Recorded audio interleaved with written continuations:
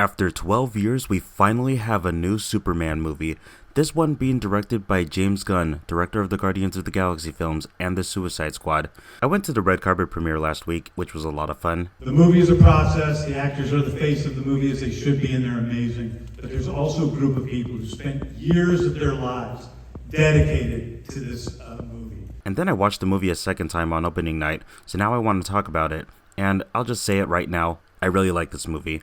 There's been a lot of mixed reactions regarding it on the internet, with there being a war between Zack Snyder fans and James Gunn fans, and I find that ridiculous because I think directors should be allowed to provide their own takes on characters. They clearly have different styles, and whether you like it or not, you gotta respect them for trying it their own way. A good number of people still seem to enjoy this new one for what it is.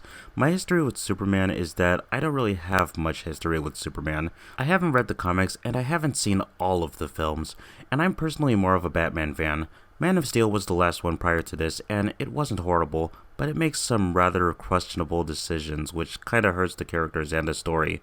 Henry Cavill was a great casting choice though, and he returned for Batman v Superman, which sucked.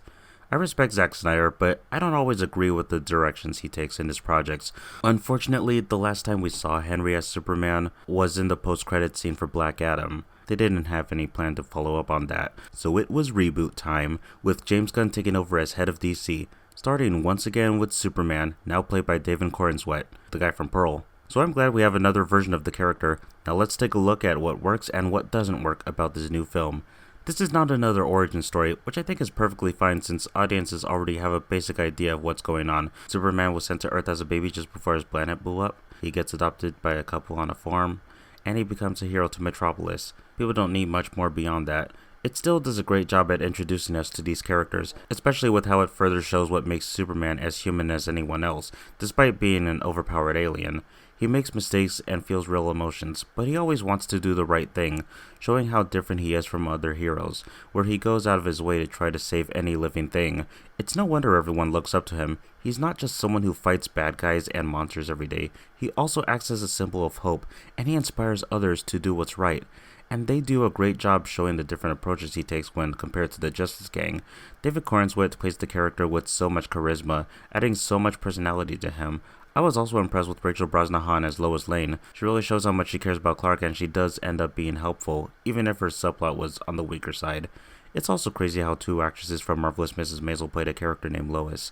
I was incredibly impressed by Nicholas Hoult as Lex Luthor, being a huge step up from Jesse Eisenberg. Nicholas really sells the pure hatred this character has for the main hero. You can clearly see the passion on his face. Everything Lex does is out of pure spite. He's willing to let thousands of people die just to kill one guy. My favorite character, however, is easily Mr. Terrific. I didn't know anything about him prior to this movie, but he steals the show in all of his scenes. He's played by Eddie Godecki, the guy who got unfairly killed in X-Men First Class. I'm glad he was given another chance to shine. He even has a one-shot action sequence that I was blown away by. James Gunn definitely has a gift for picking the perfect songs for fight sequences. Hawkgirl and Green Lantern are cool too, but they don't get a whole lot to do, despite Nathan Fillion and Isabella Merced giving these characters a lot of charm. Jimmy Olsen and Eve are also pretty likable. I also find it hilarious that Eve's whole thing with taking selfies ends up being relevant to the plot. There's so many great action moments that are brilliantly staged and very well shot. The flying scenes are impressive, there are a lot of moments that left me surprised, and the musical score, a masterpiece.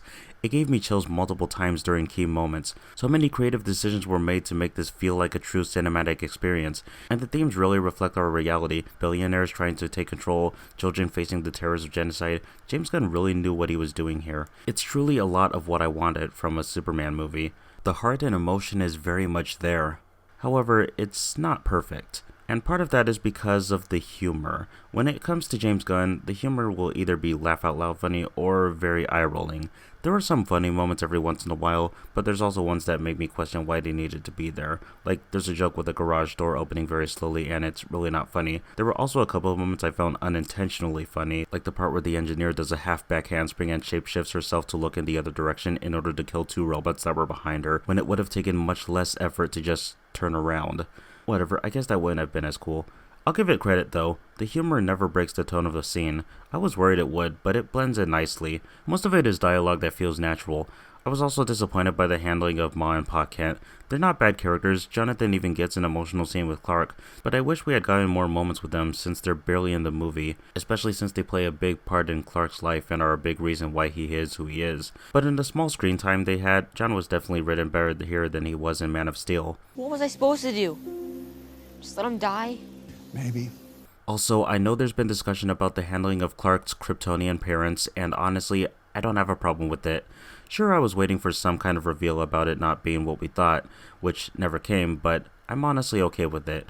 I mean, they're dead, so it doesn't really matter that much, and it doesn't change anything regarding the character of Superman. Was it necessary? No, but it's the route they chose to take the story, and I respect it. It's not a Lilo and Stitch situation where they go against the message of that film.